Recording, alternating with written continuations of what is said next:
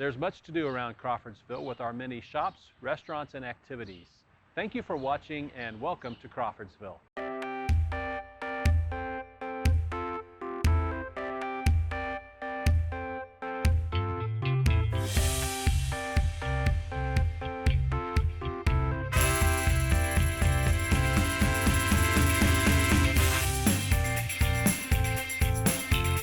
I'm Jim Johnson, your host, and we're here at Backstep Brewing Company. Let's go ahead and head inside, talk to owners Jim and Pat, and learn a little bit more about what happens here.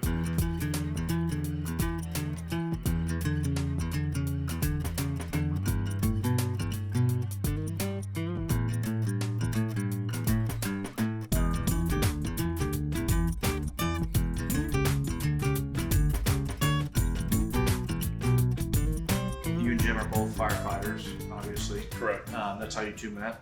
Correct. And were you both firefighters, still currently firefighters? We are firefighters at Pike Township Fire Department in Marion County. And how long have you been a firefighter? 14 years. So obviously that's where the theme and name and everything came for Backstep. Take us through the process of that and just where that that idea originated from and how you guys came to that. Okay, so backstep is a term that we use in the fire service for the two guys that are in the back seat. You have your driver, which is the engineer. You have the officer, who's in charge of the apparatus. And then you have the two guys in the back, which are backsteppers. And they do all the work. So that's kind of where the term came from. And we felt like it fit the brewery name perfectly. So that's why we wanted that. Why firefighting for you? What is it about that? Man, that's a good question. It's like anything to where a big decision for me, it's multifaceted. It was never one thing that drew my attention. I had been, like I said, in the bar business for years, and it had been very lucrative for me, but something was missing, that calling that the fire department has for a lot of people. So something was missing from my life, and when I was still in Key West, Florida, working at the Green Parrot Bar, I had the opportunity to volunteer to make sure I liked that career down there. It's the southernmost volunteer fire station down Big Copper Key in Monroe County. So I volunteered there for a year, made sure I loved it because I didn't want to walk away from a really, really good job at the Green Parrot.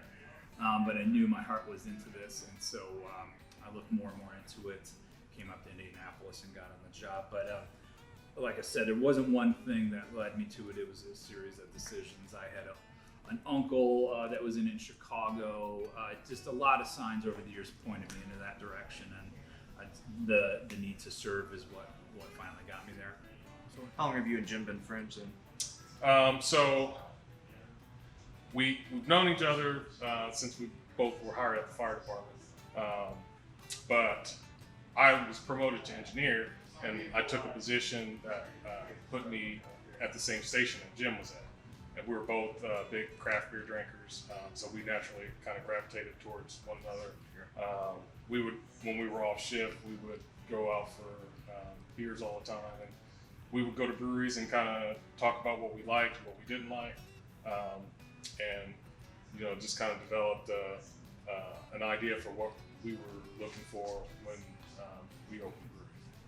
Well, you talk about your brewers and the beer that you guys are able to put together, the product that you guys put out there. Very quickly, you guys took some recognition outside of Crawfordsville and outside of the state of Indiana. What makes the beer that Backstep brews so unique? Josh and now Kyle. I don't think we do anything. People always think it's these super secret recipes, and it's just, in my opinion, watching your variables. The more variables can control in brewing, the cleaner your beer will be. Because I don't think a lot of ours is just centuries old German recipes. We're not reinventing any of this, but we're trying to execute it as cleanly as possible. So if you're controlling your temperatures and yeast and water, the more you can control those variables, the more you can direct that beer.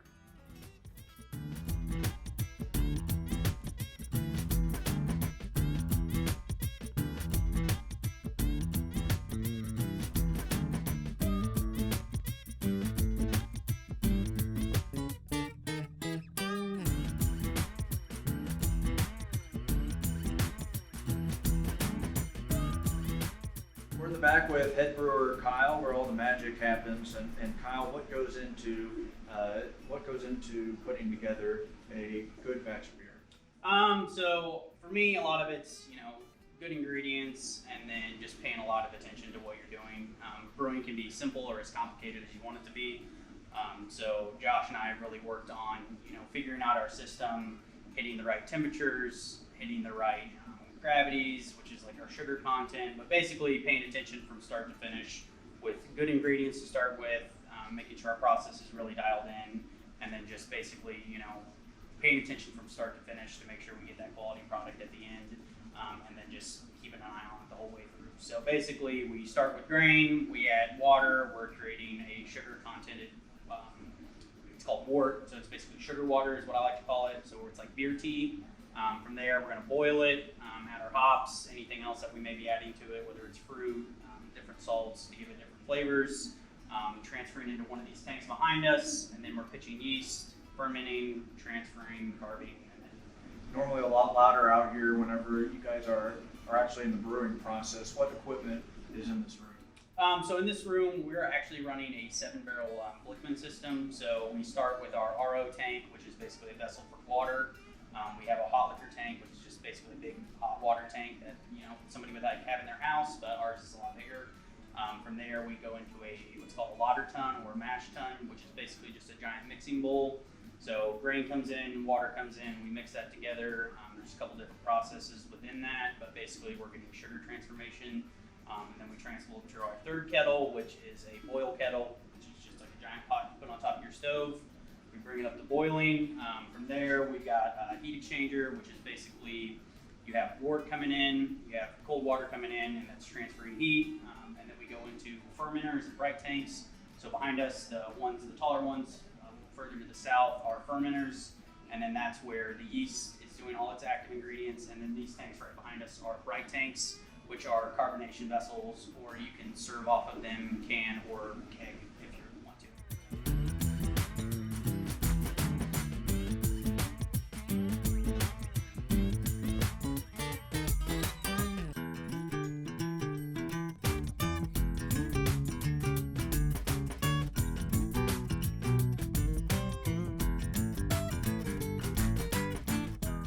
Obviously, there's more than just beer here. So what else do you guys have behind the bar?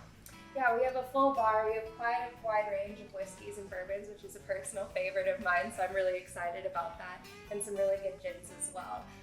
So we have some craft cocktails that we can make. A lot of our bartenders are really gifted in that way, but obviously the beer is the star, so yeah.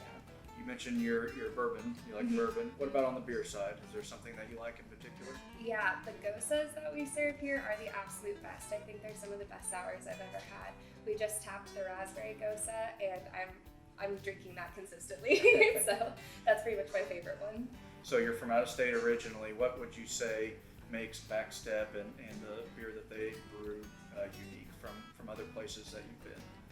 I think Backstep just became the place to go. It's a community kind of center. I like to think of it that way, because not only are we a bar, but now we have food so people can come and eat, and that's a real bonding experience. We do stuff with other community partners for different kinds of charities. We've got games, live music. We try and bring events to the community, and I think that that's what makes us special compared to other bars. We get to interact so much with the brewers in terms of them explaining to the bartenders what we're serving, so I think that there's a better service there to the customer, because the brewers can't be there to talk to every single person, and we are. And so I think that they do a really good job of educating us, and also the testing, right? Like, they go through multiple rounds to make sure they're putting out the best product. That's why we delayed canning for so long, because we wanted to do it the right way. And I think that that's what, that extra step, that extra care and thought, and checking in with different parts of the team is what makes us more successful. I like the darker beers. So right now it's the Old Ale or the Black Hat, the Old Mill Stout. That's always a good go-to. Primarily stick with their beers. Occasionally I'll venture out and try somebody else's, which they do have other brewers on tap. But generally I like to go to the other brewers and try them in-house. So, but the darker beers, the Black Hat, the Old Mill Stout, and the Old Ale, they have good IPAs. I'm not really an IPA drinker or a light beer drinker, so it's kind of, but they have had a couple that I've tried and I've liked well. They have a good bourbon selection, whiskey. You can pretty much get anything you want here, and now you can get food. So when you started looking outside of Indianapolis and you landed on Crawfordsville, what was it about Crawfordsville, and why did you guys decide Crawfordsville is where you wanted to begin? Well, there were a couple things. One, we liked what the mayor was doing and being progressive on trying to bring things to Crawfordsville, and so that's really what we were looking at. We wanted a community that would accept a brewery and want a brewery. There are a lot of communities that, believe it or not, that if you try and open a brewery, you'll have a lot of the community who actually don't want it. So that was our first thing. We wanted to go into a community that wanted a brewery. What goes into coming up with a new recipe, coming up with a new beer? How does that process work? So luckily Josh, who is our executive brewer, he's got a very extensive brewing background and is very well connected. So it comes down to a lot of research to begin with. We come up with an idea of, all right, well, we think we want this style, or we want something that's going to do well in this season, and then it's like, okay, well, we'll narrow it down from there. Look at examples from history, doing some reading, who in the area is brewing it. So we'll go to places to try something, take notes about what we like, what we don't like, try to build a recipe from there, brew it, and make adjustments as we're going. And how many beers do you guys have on tap, I guess, on a regular basis? Some of them are seasonal, obviously. Somewhere within, there's usually 12, around 12 here. It's no set number. We try and keep the core beers up to date and brewed as quickly as possible. So you'll see Florian almost year round, unless it had a real high spike in sales. That's the only time you see it not brewed in time and finished by the last keg running out. Other than that, we've been floating right around 12, 13 right now. So your cores, you try to keep that at a specific number. You want to expand on those? 4-ish is like a reasonable core for us. We think it helps with just marketing in the tap room that you can come in every time and get one of those 4 pints all the time. It's sort of a different mindset. You consistent people are people who like that tradition, want that same beer every time, but other people need rejuvenation. And I think when you have the two, you got a good choice all the time. Yeah. If you have too many core beers, then you'll start taking away from your seasonals, because you got to keep up with all your core beers, and then you don't have time to brew your seasonal. So you always got to find that balance of those solid core beers that you want to kind of cover the variant of different beers, but at the same time you want something new to surprise customers when they come in as well. Well, so when you talk about the core beers, what else do you have here available behind you? So of our core beers, Florian, we've got 451, which is the light lager. So it's a traditional German style lager, low ABV, low bitterness, very approachable, easy drinking beer. You can sit there, have it outside. Lawnmower beer is probably the best description for it. The Dunkel, which is a dark wheat beer, and then what else are we? Dunkel, the Goza ended up being, by demand, a core beer. We knew we wanted to make it at least seasonal once a year, and it would make a big batch and it would last, but the demand for the prickly pear is very high, so that has indeed become a core.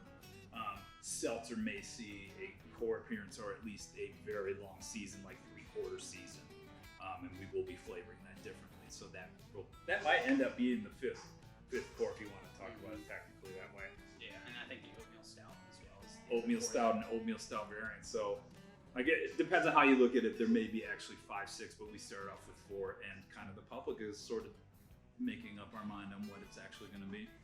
We're going to be taking a step into the kitchen here in a little while and looking at some of the food that you have available. Talk about that process and being able to get your kitchen in shape. Man, long process, long development, long research.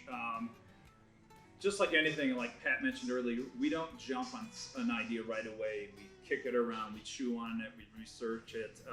We don't go out and spend $60,000 on equipment. We try and be selective with that as well. So the kitchen was a long time coming. We just think it's time. It's going to increase beer tourism, length of stay, and just if we're going to do food, we're going to do it as correctly as we do with the beer. It's not going to be anything less than.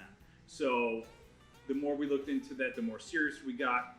We found Dan, which is like Josh and Kyle, but in the kitchen, which you've probably already come to find out. We just thought it's time for us to take that next step because it has a lot of huge inherent risk.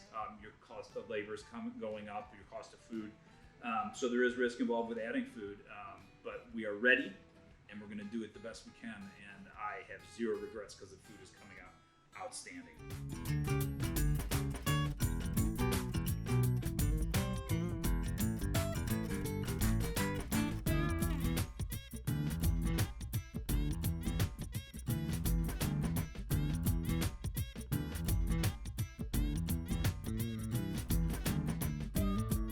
In the kitchen with Chef Dan and Chef Dan.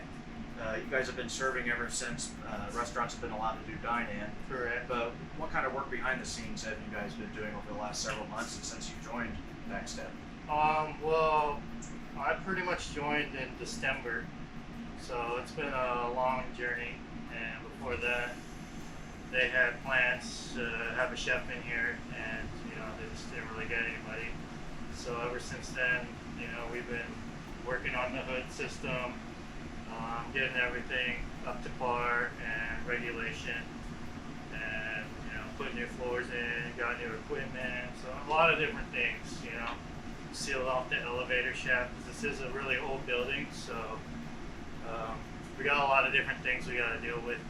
So thanks for being patient with us. It's going to be worth it in the end. I've already started in on some of the bread pudding, one of the desserts that Dan has available here. But Dan, take us through your test kitchen menu to this point. Test kitchen menu, we have 2 sausages, a brat, and a chorizo. Both are very popular. Like I said, we cook everything in-house, so we make the bread, all the condiments, the beer mustard, and we cook the bratwurst in the dunkel for extra flavor. And then we also have a good vegetarian sandwich. It's actually a vegan option. And the steak sandwich, which is probably our most popular, with the nice spicy Asian chimichurri. What are your plans for the menu as you develop this menu for Backstep? Right now you're in the test kitchen phase, but what are you planning to add to the menu coming up? We'd like to practically double the menu in size. We're going to be adding some loaded fries, like poutine, carne asada fries, chili fries, then probably like 3 or 4 more appetizers and rotating desserts, and always rotating specials to keep you guys entertained and interested. So when we think about entrepreneurship and maybe some other entrepreneurs or entrepreneurial hopefuls that will be coming along here in Crawfordsville or anywhere really, I guess what would be your biggest words of wisdom, advice? What would you want them to know? Some things that you guys have learned along the way. And getting through this COVID situation, I would say keeping your overhead low. Crawfordsville kind of allowed us to not have huge rent payments. That was awesome for us. Being able to buy this building years ago and owning it, I didn't have the rent guy knocking on my door in bad times because there was plenty of other bills to pay. So overhead and research before you go into it. Don't just jump into it. The restaurant business is insane.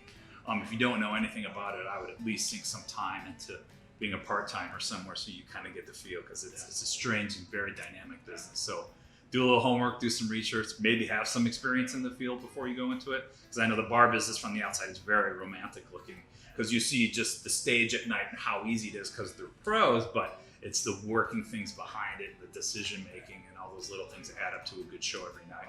It can be very romantic and very misleading from the outside, but it's hard like any other industry.